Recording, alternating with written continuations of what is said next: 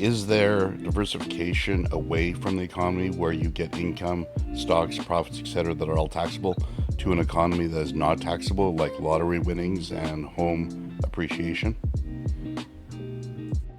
I'm looking to grow investments where they will not get taxed.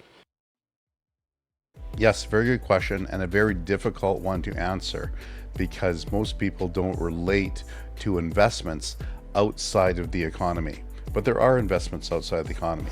So at Safer Wealth, we talk about diversification and how we need to diversify.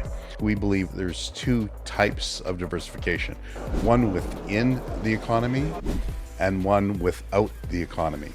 So there are parallel investment opportunities, one that is related and correlated with the economy and one that's not. So we believe the proper diversification first starts with having some investments in the economy and some investments outside of the economy, not correlated with the economy, not related to the economy.